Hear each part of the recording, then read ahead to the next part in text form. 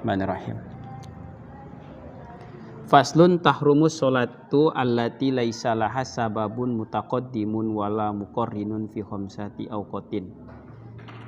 Jadi ini pasal menjelaskan tentang haramnya mengerjakan sholat pada waktu-waktu yang terlarang. Tapi yang mana sholat yang terlarang dikerjakan di waktu itu adalah sholat yang tidak memiliki sebab mutaqaddim, sebab yang mendahului dan sebab yang mengiringi. Ada 5 waktu. Yang pertama adalah ingda tulu'i syamsi, ketika matahari itu terbit, ibtida'u tulu'iha, yaitu di ketika mulanya matahari itu terbit. Maka itu tidak boleh mengerjakan sholat di waktu itu. Hatta tartafi'ah, sehingga kemudian meninggi itu matahari, qadra rumhin, seukuran tombak. Jadi kalau dia sudah seukuran tingginya tombak, maka pada waktu itu sudah dibolehkan untuk mengerjakan sholat. Nah, ketika matahari masih berada di ufuk untuk muncul, nah itu tidak dibolehkan. Kemudian yang kedua yaitu ingdal istiwa fi ghairi yaumil jum'ah, di waktu istiwa selain pada hari Jumat. Istiwa itu di mana kalau di tempat garis khatulistiwa maka kita tidak bisa melihat bayang-bayang kita. Maka pada waktu itu tidak dibolehkan untuk mengerjakan sholat, kecuali pada hari Jumat.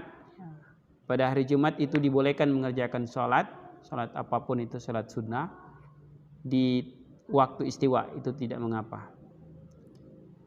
Gitu. Hatta tazula, sampai kemudian tergelincir. Jadi kalau di waktu-waktu lain nanti matahari sudah tergelincir ke arah barat, kira-kira sudah terlihat bayang kita kalau di tempat garis khatulistiwa, maka itu sudah boleh untuk mengerjakan sholat. Selagi matahari masih istiwa, maka itu tidak dibolehkan. Wa ingdal isfirori, dan di ketika menguning matahari, sore hari ini mulai menguning matahari, hatta tagruba, sampai kemudian matahari itu benar-benar terbenam. Kalau dia sudah terbenam berarti sudah masuk waktu maghrib, berarti kita mengerjakan maghrib. Wa ba'da sholati subuhi, dan sesudah sholat subuh itu tidak boleh mengerjakan sholat hatta tatlu asyamsi, sampai matahari itu terbit. Kalau tadi dia bilang di ketika terbit, ya maksudnya ketika dia baru mau keluar, ini nanti dia sudah terbit keluar yang seukuran tombak tadi, baru kita boleh mengerjakan sholat sunnah, sholat duha. Nah, ba'da subuh itu tidak boleh mengerjakan sholat sunnah.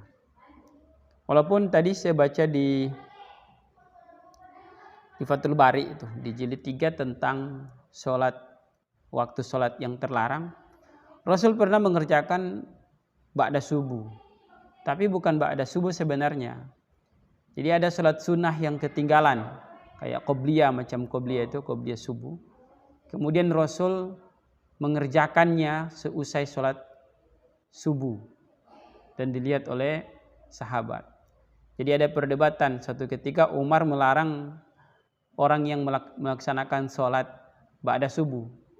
Lalu mereka katakan, ya Umar, bukankah Rasul pernah mengerjakannya? Gitu kan. Kata Umar, justru kami dilarang oleh Rasul. Nah, pada riwayat yang lain yang Rasul kerjakan itu ternyata adalah sholat sunnah qobliyah yang tertinggal, yang Rasul kerjakan di ba'da subuh. Nah, itu boleh. Tapi bukan sholat ba'da subuh. Jadi ba'da subuh itu enggak ada sholat sunnahnya. Tapi kita lihat di sini masih banyak yang mengerjakannya. Wa ba'da sholatil asri, dan sesudah sholat asar, hatta tagruba, hingga terbenam matahari. Ba'da asar itu enggak ada sholat sunnah. Kecuali sholat yang memiliki sebab. sebab yang mendahului atau sebab yang mengiringi. Sebab mendahului itu misalnya kalau mengiringi itu misalnya tahiyatul masjid, gitu. Kalau ujuk-ujuk nggak ada apa-apa, tiba-tiba kita mengerjakan sholat semacam itu, ya itu tidak dibolehkan. Atau sholat ketika mau melakukan safar, kemudian kita mengerjakan sholat 2 rakaat. Nah, itu sholat sunnah safar, itu tidak apa-apa. Sebab mutaqaddim itu misalnya mau mengkodok sholat. Misalnya kita ketinggalan sholat zuhur, ya, akhirnya kemudian tiba waktu asar dan kita sholat asar. Ba'da asar kita boleh mengerjakan sholat, yaitu mengkodok sholat zuhur yang tertinggal tadi, itu tidak masalah. Atau kemudian ternyata ada orang meninggal yang harus disolatkan ba'da asar misalnya, maka kita sholat asar baru kemudian mengerjakan sholat jenazah. Nah, itu sebab yang mendahului, tidak ada masalah. Begitu. Nah, tampak sebab-sebab semacam itu tidak dibolehkan.